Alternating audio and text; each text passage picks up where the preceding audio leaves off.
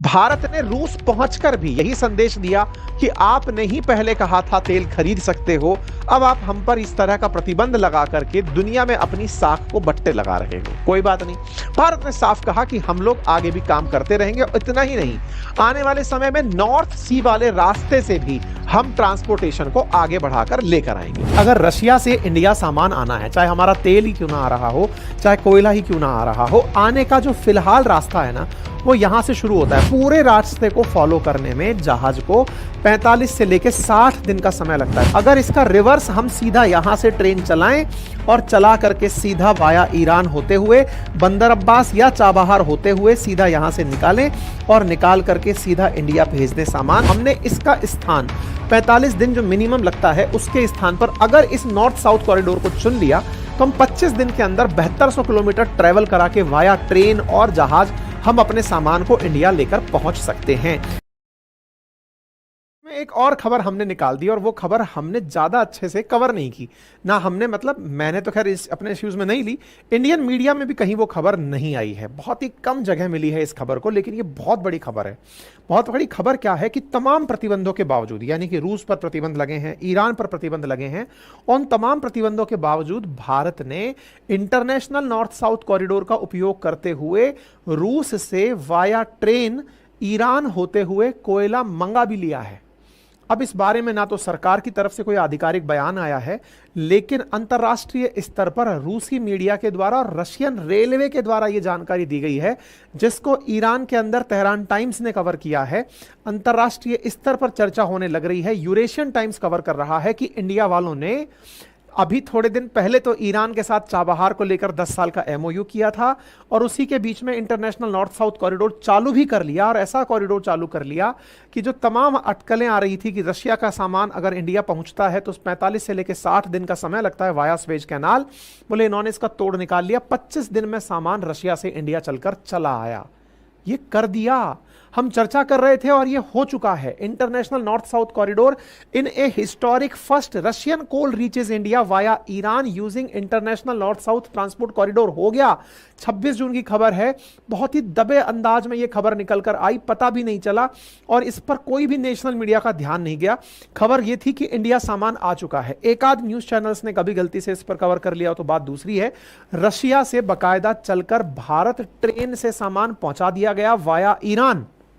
भाई साहब, तो आप यहां पर इकोनॉमिक्स टाइम्स में एक छोटी सी कटिंग जरूर देख रहे हैं कि Russia export major consignment via international north south corridor PM Modi के मॉस्को जाने से पहले। तेहरान टाइम्स लिखता है कि Russia send coal to India via Iran by train for the first time. मतलब हमने ज्यादा इसका ढिंडोरा पीटा ही नहीं, बकायदा ट्रेन से कोयले से लदी 2 ट्रेनें इंडिया रवाना करके पहुंचा भी दी गई। कहां से आई हैं तो पता चल रहा है कि यह कोयला वाया सेंट्रल एशिया इंडिया पहुंचा है, यानी कि यहां से होते हुए कैस्पियन सागर का, देखिए जो इंटरनेशनल नॉर्थ साउथ कॉरिडोर है, कई बार हम अपने सेशंस में ले चुके हैं, इसका जो पूर्वी किनारा है उस तरफ से चलता हुआ सामान इंडिया आके पहुंचा है। विस्तार से बताएंगे इंटरनेशनल नॉर्थ साउथ कॉरिडोर के बारे में, लेकिन यह भी बताएंगे कि यह कितनी बड़ी चीज निकल करके आई है कि यह जो कंसाइनमेंट है यह प्रॉपर तरीके से रशिया इंडिया कैसे पहुंचा है, कौन सा रूट फॉलो किया गया है, क्या कुछ होता है। फिलहाल के लिए एक बात समझ लीजिए और वो ये है कि अगर रशिया से इंडिया सामान आना है, चाहे हमारा तेल ही क्यों ना आ रहा हो, चाहे कोयला ही क्यों ना आ रहा हो, आने का जो फिलहाल रास्ता है ना वो यहां से शुरू होता है। मान लीजिए सेंट पीटर्सबर्ग से आप चले या रशिया की राजधानी से चले, तो चलते चलते आप निकले यहां से होते हुए बाल्टिक सी से होते हुए, फिर नॉर्थ सी से होते हुए, फिर यहां से सेल्टिक सी से होते हुए, फिर यहां से होते हुए अटलांटिक सी, और इसके बाद में स्ट्रेट ऑफ जिब्राल्टर से घुसकर मेडिटेरेनियन सी को क्रॉस करते करते आप पहुंचते हैं यहां पर स्वेज कैनाल में पहुंच करके फिर आप यहां से स्वेज कैनाल से निकल करके रेड सी से होते हुए बंदर अब्बास, यहां से बाबे मंडल से होते हुए, यहां से होते हुए गल्फ ऑफ आदेन से होकर फिर जेएनपीटी पहुंचते हैं। इस पूरे रास्ते को फॉलो करने में जहाज को 45 से लेकर 60 दिन का समय लगता है। विचार कीजिए, 45 से लगभग 45 से लेकर 60 दिन का समय जिस ट्रेवल को करने में लगता है, अगर इसका रिवर्स हम सीधा यहां से ट्रेन चलाएं और चला करके सीधा वाया ईरान होते हुए बंदर अब्बास या चाबहार होते हुए सीधा यहां से निकालें और निकाल करके सीधा इंडिया भेज दें सामान, तो यह समय 25 दिन का लगता है। इसकी कल्पना तो वर्ष 2000 से की जा रही थी कि ऐसा होगा, ऐसा करेंगे, ऐसा कर लिया जाएगा, लेकिन ये एग्जीक्यूट भी हो गया है, लेकिन इसकी जानकारी नहीं दी गई। ठीक है, मतलब बहुत कम कवरेज इस बात को मिला है, लेकिन अपन तो कर लेते हैं, चर्चा कर लेते हैं। यह कॉरिडोर 7200 किलोमीटर लंबा मल्टी मोड ट्रांसपोर्ट रोड है। मल्टी मोड का मतलब यह हुआ कि यहां से आप ट्रेन से चलेंगे, कैस्पियन सी पानी को तैरकर पार करेंगे, फिर ट्रेन से चलेंगे, रोड से चलेंगे और चल करके फिर यहां से फिर पानी से होते हुए आप जेएनपीटी पहुंचेंगे। तो कई तरह के ट्रांसपोर्ट के मोड यूज किए गए हैं, इसलिए इसको मल्टी मोड ट्रांसपोर्ट रूट कहा गया है। वर्तमान में 13 कंट्री इसमें पार्टिसिपेट करने को तैयार हो गए हैं। वर्ष 2000 में पहली बार भारत ने रशिया के साथ इस बात पर एग्रीमेंट किया था इन प्रेजेंस ऑफ ईरान कि अगर हम मिलकर के कुछ ऐसा बनाएं ताकि हमसे और रशिया के बीच का जो व्यापार है वो सुगम हो जाए, तो दुनिया के लिए एक नई उम्मीद बन जाएंगे। इसी बात को पहचानते हुए जितने भी आस पड़ोस के देश थे, जैसे Azerbaijan, Armenia, Kazakhstan, Kyrgyzstan, Tajikistan, Turkey, Ukraine, Syria, Belarus और ओमान, इन्होंने भी कहा साहब हमको भी इस रास्ते में जोड़ लो, अगर ये कॉरिडोर चालू हो गया तो हमारा भी ट्रेड बढ़िया हो जाएगा। रीजन, क्योंकि यहां पर ये सारे सेंट्रल एशियन कंट्रीज हैं, कैस्पियन सागर के साथ लगे हुए जो कंट्रीज हैं वो सब, ये सब तैयार हो गए, साहब हमको भी जोड़ लो, हमारा माल भी पहुंच जाएगा। भाई इंडिया सबसे बड़ा कंज्यूमर है ना, कंज्यूमर बड़ा है, तो ऐसी स्थिति में यहां पर सामान पहुंचाने की हर किसी की आवश्यकता है, तो ऐसी स्थिति में बोले हमारा भी ट्रेड आसान हो जाएगा, साहब हमें भी जोड़ लो। इस तरह अब तक 13 देश इस सिस्टम से जुड़ चुके हैं। इसके 3 रूट वर्तमान में काम कर रहे हैं। कौन कौन सा? एक तो वाया कैस्पियन सी होकर डायरेक्ट, यानी कि मास्को से चले, अस्त्राखान से चले, सीधा तेहरान बोर्ड कर दिया यहां से, यानी कि कैस्पियन सी को डायरेक्ट पार कर दिया। नंबर 1, इसको सेंट्रल कॉरिडोर कह लो। दिशाओं को इस तरह से पढ़ते हैं अपन, इधर की तरफ ईस्ट, इधर की तरफ वेस्ट, ऊपर नॉर्थ, नीचे साउथ, तो नॉर्थ साउथ कॉरिडोर तो नाम दे दिया। अब नॉर्थ साउथ कॉरिडोर में मध्य से होकर कैस्पियन सी से निकलो तब तो सेंट्रल हो गया, लेकिन इसके पश्चिम की तरफ अगर आप देखो तो ये वाला कॉरिडोर, मतलब पानी में से ना निकालकर आप रास्ते रास्ते चलते जा रहे हो, अस्त्राखान, अस्त्राखान से अजरबैजान, अजरबैजान से Tehran, via road rail network अगर आप पहुंचाते हो, तो ये वाला जो तरीका है, ये तरीका वेस्टर्न कॉरिडोर के नाम से जाना गया।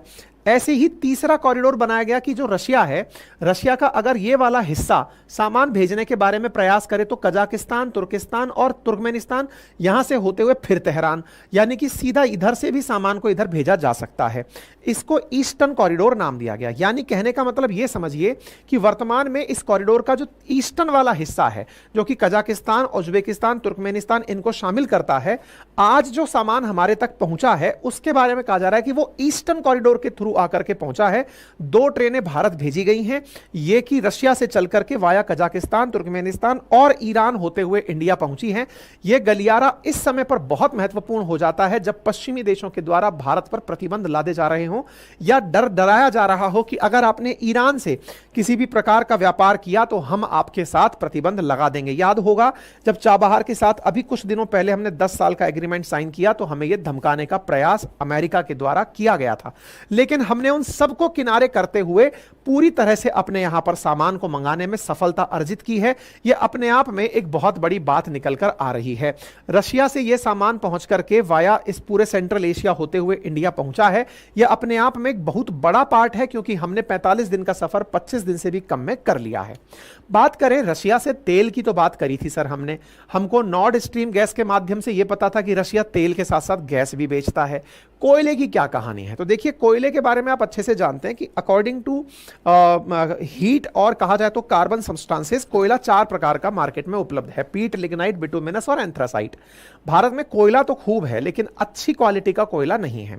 वहीं बात करी जाए रशिया की, तो रशिया के पास दुनिया का तीसरा सबसे अधिक कोयला एक्सपोर्ट करने का पावर है, यानी कि दुनिया का लगभग 20% के आसपास कोयला रशिया एक्सपोर्ट करता है। दुनिया में सबसे ज्यादा कोयला इंडोनेशिया एक्सपोर्ट करता है, फिर उसके बाद में इंडोनेशिया के बाद में ऑस्ट्रेलिया करता है, 3rd नंबर पर रशिया आता है। ठीक है, अगर हम बात करें मतलब कोल्ड दुनिया वाइड, मतलब कोयला जो है वो सबसे ज्यादा निकलता कहां है, तो चाइना में निकलता है, फिर इंडिया में निकलता है, फिर इंडोनेशिया, यूएस, फिर ऑस्ट्रेलिया और फिर रशिया आता है। लेकिन उन सब की जरूरतें कम हैं, यही कारण है कि हमें अपने लिए अच्छी क्वालिटी का कोयला मंगाना पड़ता है।